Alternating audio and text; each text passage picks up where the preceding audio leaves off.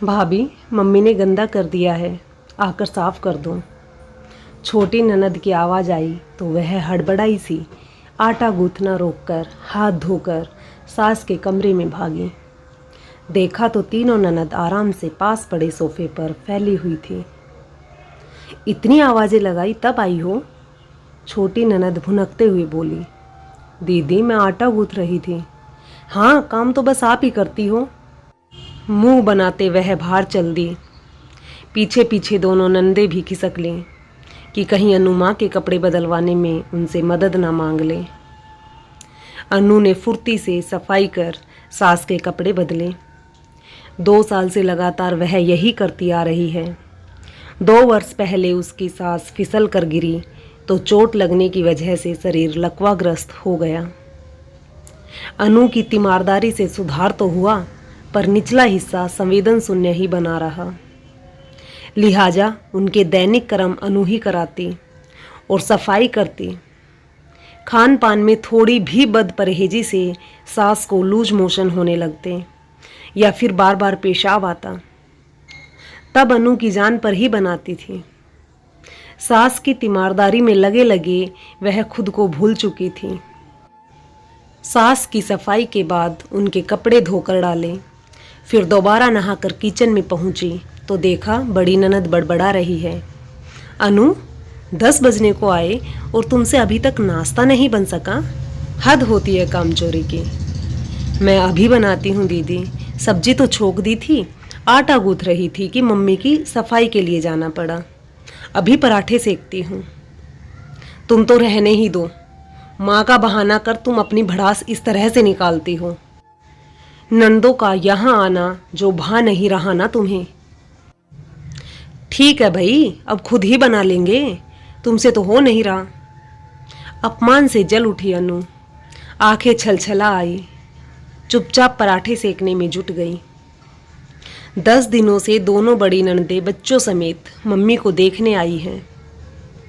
सास, ससुर, पति और एक छोटी ननद के अलावा अब दोनों नंदे और उन दोनों के 2-2 बच्चे भी थे, जिनका ख्याल अकेली अनु को ही रखना था। छोटी ननद अभी पढ़ रही है, लिहाजा काम में कोई हाथ नहीं बटाती। अनु जब से ब्याह कर आई है, दूसरे ही दिन से घर के कामों में ऐसी जुटी कि फिर कभी फुर्सत ही नहीं मिल पाई। जी जान से सबकी सेवा करती, लेकिन सास रमा देवी के मुख से कभी उसके लिए तारीफ के 2 शब्द ना निकलते। वे हमेशा यही कहती, कुछ भी कर लो, बहू कभी बेटी नहीं बन सकती।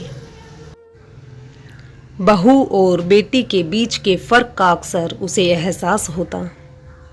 जब भी किसी चीज़ का बंटवारा होता तो हर अच्छी चीज़ बेटियों को मिलती और सबसे बेकार अनु को। सास ने बीमारी के चलते कुछ सोचकर एक दिन जेवरों का बंटवारा करने का निर्देश बड़ी ननद को दिया। उनके आदेश और इच्छा अनुसार सभी गहने तीनों बेटियों में बराबर बांटे गए और अनु के हिस्से आई एक पतली सी चैन। वो भी सास पहने हुए थी, वो उसे अभी नहीं मिलनी थी। अनु तो कट कर रह गई। यूं उसे जेवरों या पैसों का लालच नहीं था, लेकिन बंटवारे में बेटियों के हिस्से सब कुछ और बहू के हिस्से सिर्फ कर्तव्य, यह देखकर वह आहत हो जाती। पर फिर भी वह चुपचाप अपनी जिम्मेदारियां निभाए चली जा रही थी। एक तो माँ पिता के दिए संस्कार उसे कुछ बोलने से रोक देते, साथ ही पति आशुतोष का स्नेह भरा व्यवहार भी उसे कर्तव्य से विमुख नहीं होने देता था। आशुतोष सब समझते थे, पर माँ के आगे बोलने की बदतमीजी वह नहीं कर सकते थे। न ही इसकी इजाज़त उन्होंने अनु को दी थी। बस इसलिए वह चुप होकर सब सह लेती, इस सोच के साथ कि चलो पति तो समझता है न, कभी तो दिन बदलेंगे, सास भी उसको समझेगी। जब से सास बिस्तर से लगी वह मायके भी नहीं जा पाई। सगे और इकलौते भाई की शादी हो गई। मायके वाले उससे कह कह कर थक गए। भाई बेचारा जो उसे लेने को आया था, उसे अनु ने अकेले ही वापस भेज दिया था। कैसे जा सकती थी वह? कौन करता सास की सेवा? नंदे वैसे तो साल में 4-5 बार आ धमकती माँ को देखने के बहाने, पर काम के समय न आ पाने के उनके बहुत बहाने थे। ऐसे में आशुतोष अकेले ही ससुराल में शादी अटेंड कराए थे, इस वादे के साथ कि कुछ समय बाद वे अनु को मायके जरूर भेजेंगे। लेकिन इन 2 वर्षों में वह समय एक बार भी नहीं आया था। अनु मन महसूस कर रह जाती। मायके वालों और भाई भाभी के उनके न आने की शिकायत करने पर वह टाल देती। इन शिकायतों से बचने के लिए अब वह मायके बात भी बहुत कम करती थी। बस ऐसे ही दिन पर दिन बीतते जा रहे थे। इधर कुछ दिनों से उसके पापा की तबीयत ठीक नहीं चल रही थी, तो यह सोच रही थी कि 2-4 दिनों के लिए उन्हें देख आऊं। सास की तबीयत भी फिलहाल संभली हुई थी और दोनों नंदे भी आई हुई थी कि अचानक आए भाई के फोन ने उसे भीतर तक हिला डाला। फोन पर रोते हुए भाई ने सूचना दी, पिता का सुबह ही हृदयाघात से देहांत हो गया। उसके आंसू रुक नहीं रहे थे। आशुतोष को फोन पर गिड़गिड़ाते सा कहने लगी, प्लीज़ अब तो जाने दीजिए, कुछ दिन मम्मी जी को दीदी लोग देख लेंगे। अब भी न गई तो परिवार समाज कहीं मुंह दिखाने लायक नहीं रह जाऊंगी। आशुतोष ने उसे चुप कराते हुए आश्वासन दिया, मैं अभी तत्काल में टिकट बुक करा रहा हूँ, हम दोनों चलेंगे। मैं अगले दिन वापस आ जाऊंगा, पर तुम रुक जाना। मैं समझता हूँ इस बात को कि उस घर के प्रति भी आपके कुछ कर्तव्य हैं, तुम बस जाने की तैयारी करो। ननदों और सास ने उसके पिता के गुजरने की खबर सुनी तो उन सब के मुंह बन गए, लेकिन इस बार वे कुछ कर नहीं सकती थी, परिस्थिति ही ऐसी थी।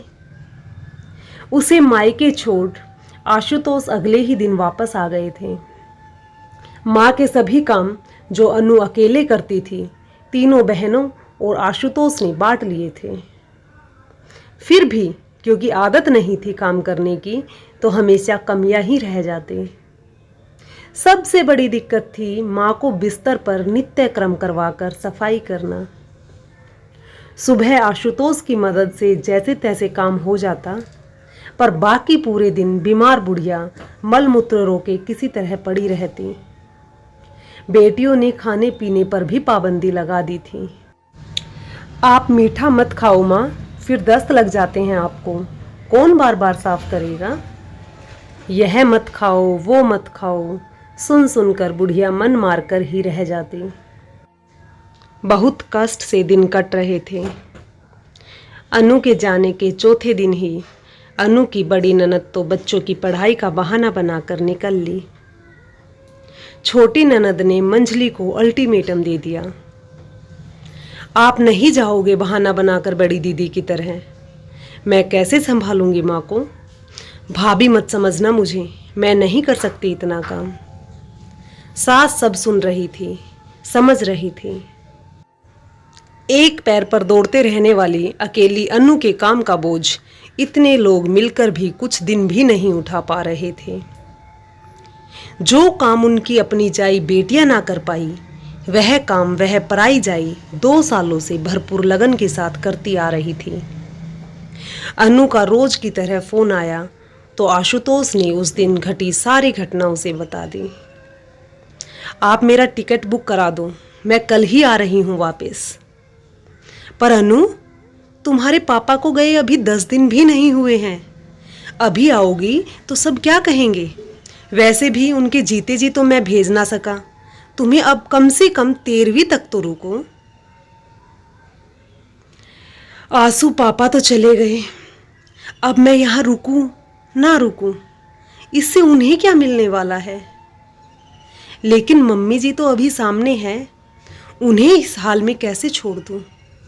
और मेरे घर वाले मेरी परिस्थिति समझते हैं, वे कोई शिकायत या उल्हाना नहीं देंगे। बाकी दुनिया तो कुछ ना कुछ कहती ही रहेगी, मैं कल ही वापस आ रही हूँ।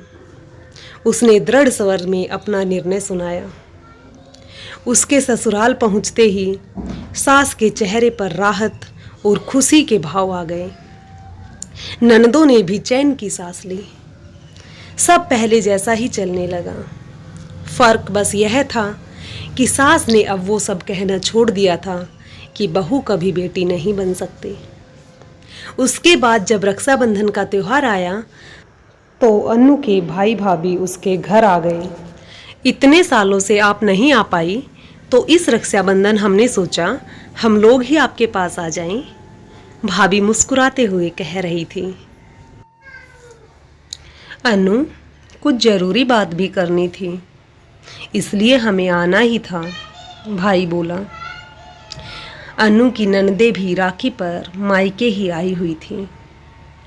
राखी बंधवाने के बाद सबके सामने ही भाई ने गिफ्ट की जगह एक लिफाफा अनु के हाथ में रख दिया। यह क्या भैया? अनु ने लिफाफा खोलते हुए पूछा। लिफाफे में जायदाद के बंटवारे के पेपर्स थे। तेरे साइन चाहिए इस पर, भाई बोला। अनु हैरानी से कागज देख रही थी। आधा हिस्सा मुझे? नहीं भैया, मैं कैसे? पापा का सब कुछ आपका और भाभी का है। उसकी आंखें गीली थी। बेटियों का कोई हिस्सा नहीं होता क्या माँ बाप की जायदाद में? पापा मम्मी का जो कुछ जितना मेरा है उतना ही तेरा भी है। तेरी भाभी का भी यही मानना है। अब जल्दी से साइन कर इस पर। नहीं भैया, बेटियों का हिस्सा सिर्फ जायदाद में नहीं होता, कर्तव्य में भी होता है। मैं कहाँ कुछ कर पाई मम्मी पापा के लिए, उनकी बीमारी में भी खड़ी न हो पाई। तुम्हारी शादी तक मैं नहीं आ पाई। यहाँ तक कि पापा के जाने के बाद 13 दिन भी मैं नहीं रह पाई। जब कर्तव्य में हिस्सा नहीं निभाया तो जायदाद में हिस्सा कैसे ले लूं? भाभी ने दिन रात एक कर पापा की सेवा की, घर संभाला, सब पता है मुझे। भैया, मुझे जायदाद में हिस्सा नहीं चाहिए। बस अपने प्रेम में हिस्सेदार बनाओ आप दोनों, ताकि माँ पापा के बाद भी मेरा मायका बना रहे। भाई भाभी और अनु तीनों की अश्रुधाराएं अविरल बह रही थी, जो चार ओर हृदय का कालुस धो रही थी। अनु की सास और तीनों नंदे इस घटनाक्रम की साक्षी थी।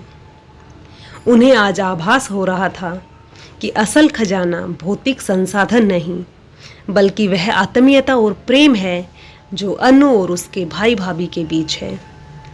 अनु को कभी इस तरह गले लगाना तो दूर, उन लोगों ने उसके सेवा भाव और लगन की कभी सराहना तक नहीं की थी।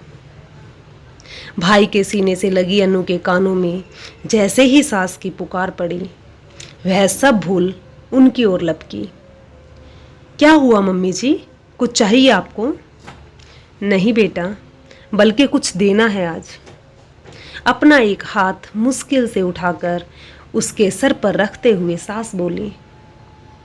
आशीर्वाद देना है तुझे, सबको तेरे जैसी बहू मिले, बहू हो तो ऐसी।